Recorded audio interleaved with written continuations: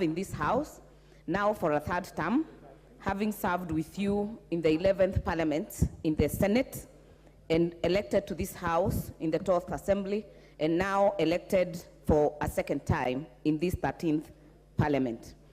Mr. Speaker, I take the opportunity to thank the people of Gilgil from the 5 wards, Elementaita Ward, Malewa West Ward, Gilgil Town Ward, Eburumbaruk Ward, and Morindat Ward for having the confidence to get me represent them in this House, Mr. Speaker. I don't take it for granted, and I can promise them that the opportunity and the foundation that we put in the 12th Parliament, this Parliament can only get better and can only get bigger, and we will definitely work towards making it a model constituency, Mr. Speaker.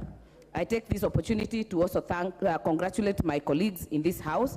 And Mr. Speaker, I take it as a special opportunity to congratulate the women elected members who are representing single-member constituencies in this Parliament, the 29 of them, Mr. Speaker, and the 4 of them coming from the great Nakuru County. That is Njoro, that is Naivasha, that is Gilgil, and that is Bahati, Mr. Speaker. And we have shown the way that it is possible and it is doable, Mr. Speaker. Mr. Speaker, I am looking forward to this 13th Parliament for one reason, that it is a vibrant Parliament, more re-elections than have ever been in history.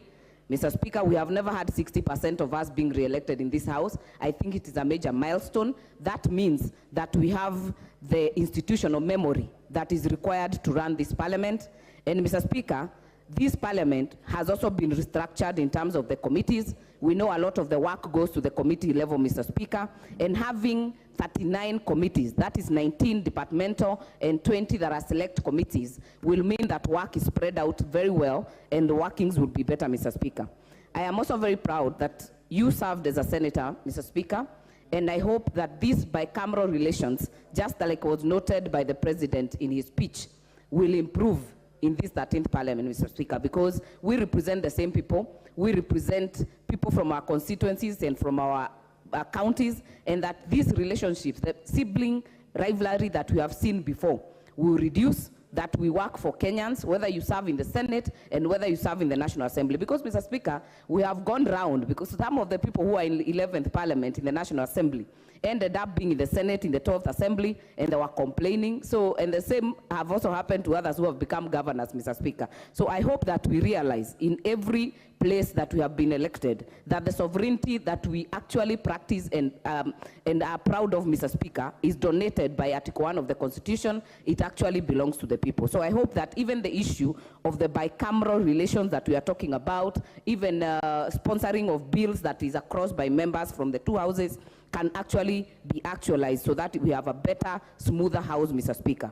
I am looking forward to this Parliament because what we had yesterday is a good start of the 13th Parliament, Mr. Speaker, that this House becomes the area we debate more. We don't throw punches, we don't throw words. It becomes a debate floor, Mr. Speaker, that we can be able to respectfully debate regardless of what party you represent.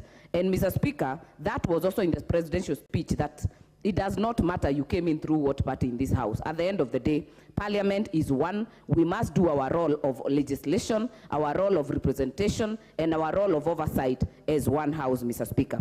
And to the presidential speech, Mr. Speaker, I'll pick a few issues. One thing he noted is that the unity of this country is not something we can bargain about, Mr. Speaker. Even if he was elected by the majority, the minority also must have their say, and he represents including the minority. And I think what he has already started to do, Mr. Speaker, even traveling to areas like Mutembei last weekend and areas that he did not get majority of votes, Mr. Speaker, has shown commitment that he's willing to embrace every person, regardless of the area you come from. And I hope that we can get out of the mood, even as leaders, Mr. Speaker, that even if you're elected through Azimio or you're elected through the minority, when the president in your area, you show up. Because at the end of the day, we are serving the same people and elections are done, and now we have work to do, Mr. Speaker.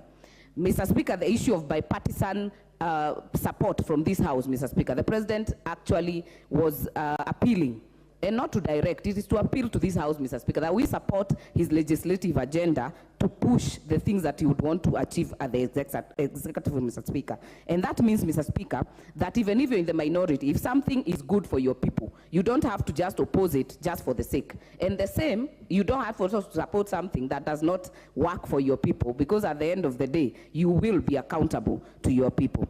Mr. Speaker, the issue of health, which is very partisan, which is very pertinent, Mr. Speaker, is very critical. The issue of universal health care, we spoke about it in the 12th Parliament, but how much was done, Mr. Speaker? Just yesterday, a lady from an area called Ngomongo in my constituency was in the office. She's called Mama Kamingo in the office, Mr. Speaker, in my office. She's 73 years old. She uses NHIF to get treatment, and you know, at old age, Mr. Speaker, you will always need funds to go to the hospital.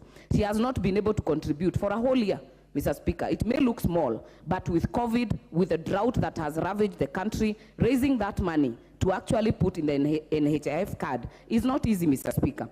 What we had last Parliament is the issue of getting the elderly covered under NHIF and under UHC without paying. Mr. Speaker, we have good proposals. We have good policies. But where is the implementations, Mr. Speaker? Because at the end of the day, you get the cash transfer as a 70-year-old, 2,000 shillings per month, which, by the way, has not been updated for the last 3 or 4 years, Mr. Speaker. People who have reached that age are not getting that money. And even those that get it is late. And at the end of the day, if you have 2,000, you end up spending all of it on health issues, because you have arthritis, you'll have diabetes to manage, you'll have hypertension to manage, Mr. Speaker. You end up taking all that money to health. So at this point, Mr. Speaker, every person, and I don't think there is any member in this House who does not have a WhatsApp group to raise funds to actually raise medical bills, even to get bodies from hospital. Mr. Speaker, this agenda has to be thought out well, and I hope that the nominated CSs, especially for health, will be very at the forefront to ensure that every person gets a good cover and is actually assured of treatment, Mr. Speaker.